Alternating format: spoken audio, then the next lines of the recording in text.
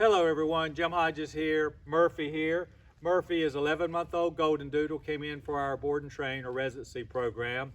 He's done really well. I'm really proud of him. Probably the biggest thing they needed to work on with him from a obedience or behavior point of view is understanding that when we say something, we mean it, and everything doesn't work on our timetable. Another thing that I noticed, and they were aware of it as well, is there are times that Murphy gets a little anxious, unsure, maybe a little timid of new things he hasn't encountered before. When we get to 11 months, 12 months of age, we still need to work on those things.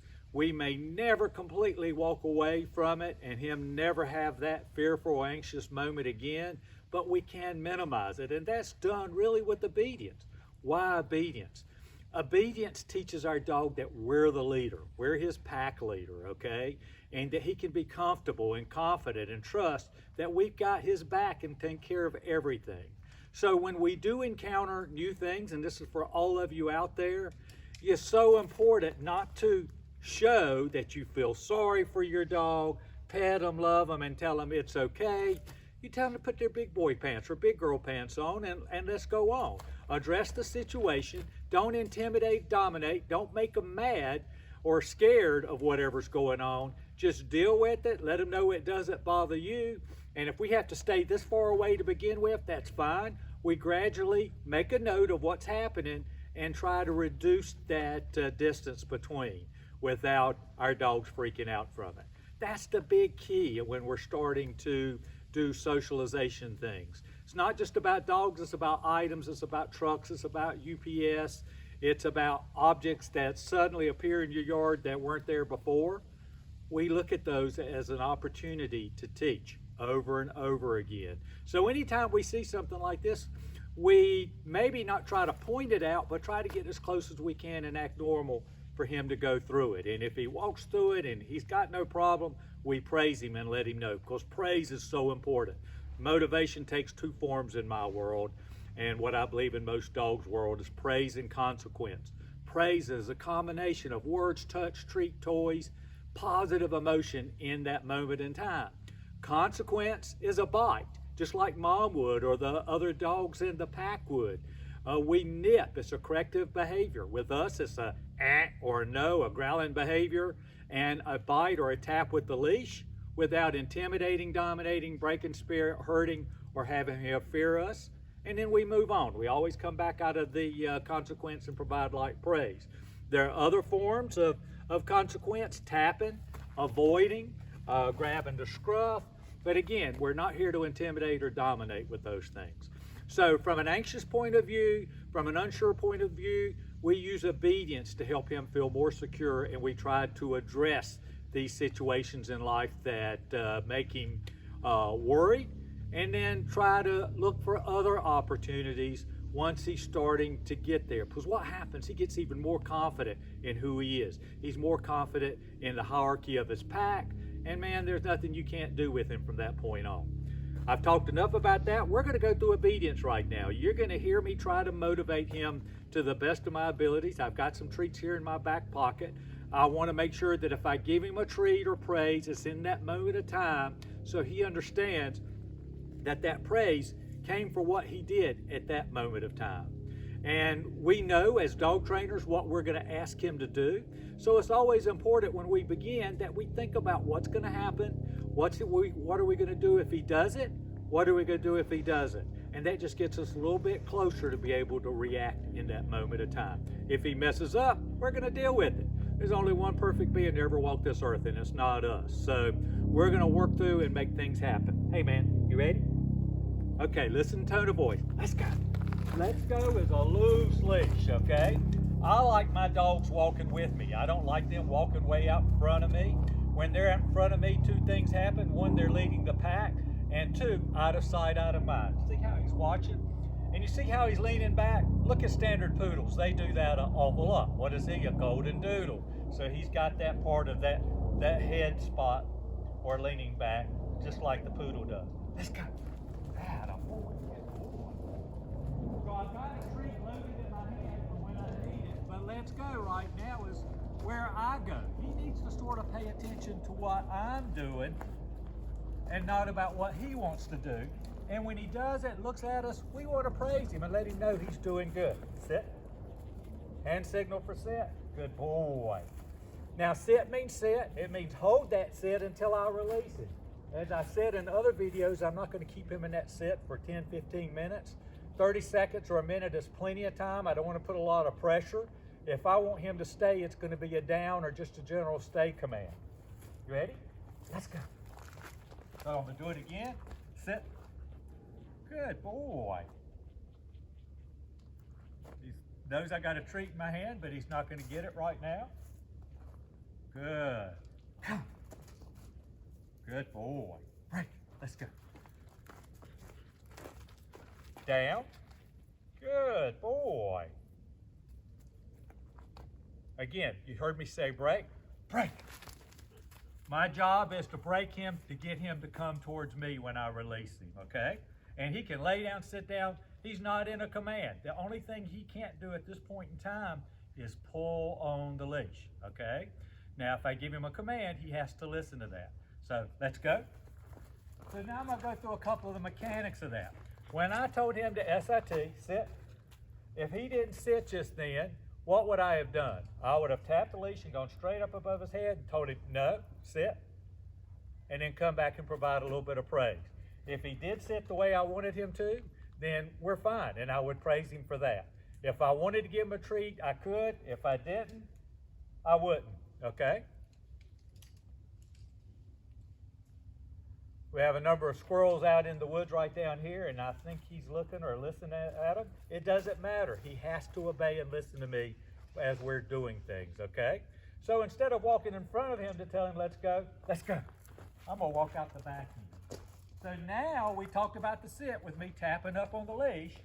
When we do the DOWN, we're instead of tapping up, we're going to tap towards the ground, okay? Down. Good boy. Good boy. So if he hadn't down then, I would tap. Now if he was to get up from there, I would tap. Back down to the ground, and when I tap the leash, I'm going to tell him no and repeat the command, then good boy. Not as much praise as if he did it right the first time. He has to hold that down. I don't want him to smell. Now if I go stay, now he can pack his bags. He's going to be there for a while. The normal down is him to be ready for my next command. Stay means he can chill. He doesn't have to pay attention to me. He can chew a bone. He can roll over and go to sleep. I don't care as long as he stays there. We take an extension of that down stay command into a stay with the same open palm.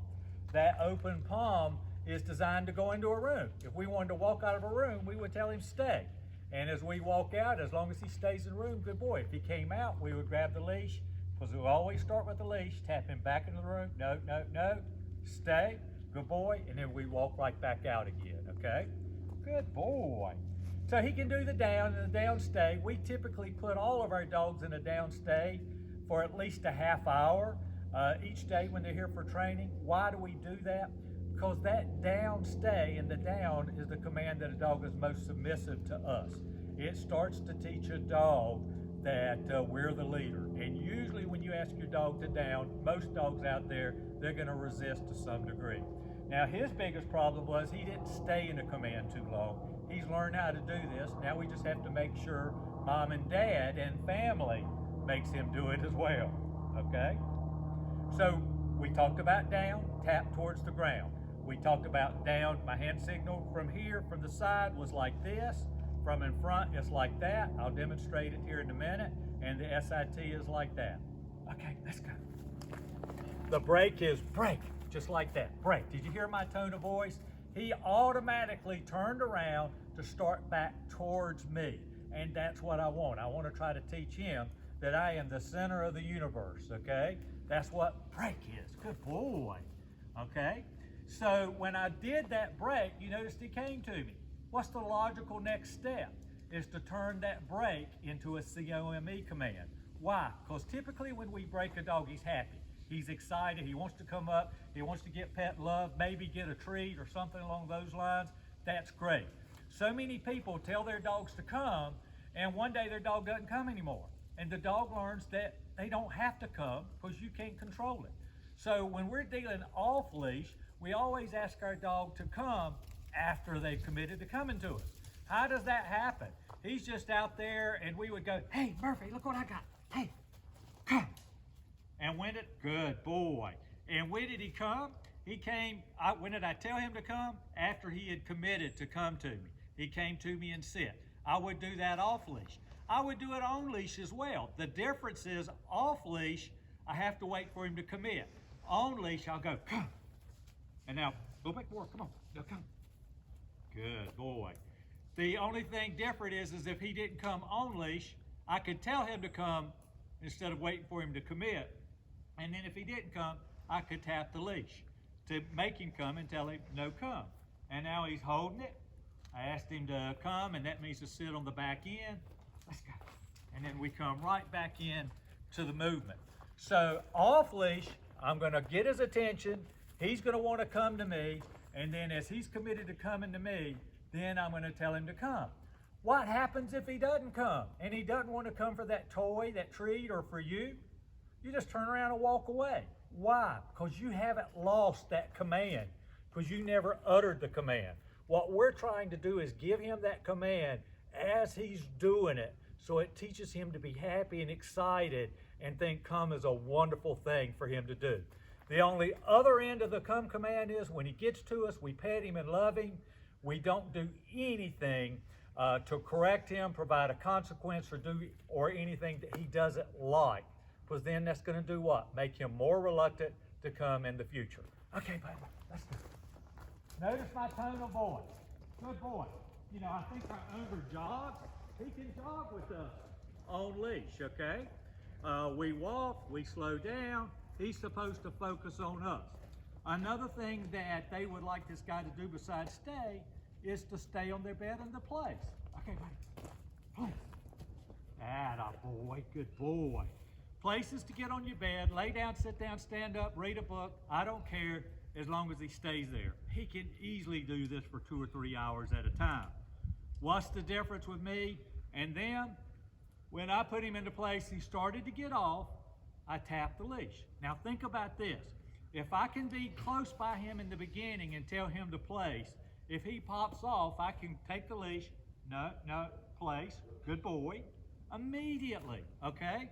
But if I'm sitting across the room or I go in another room in the beginning and he gets up and starts walking around, you see him, you grab him and bring him back. If we're lucky and we're consistent enough to do that every time, he doesn't always put together, if it was 30 seconds later, why are you taking me back to this place? We want to tell him when he starts to get off so he understands we want to keep him there on the bed, okay? So, hops up, no, place, good boy, okay? If he does it right the first time, atta boy. We praise him as soon as he gets on the bed. Now, I'm going to get a treat out, and I just want a little quiz. Hey, man. And treats, I don't like to give them like this. I like to come in. Hey, buddy, you want it? Good boy. As he takes the treat, you see I come in and pet and love and give praise. I gave him a treat then. Was that for place? No. What it was for him remaining in the place. Break. Okay, come on. Now,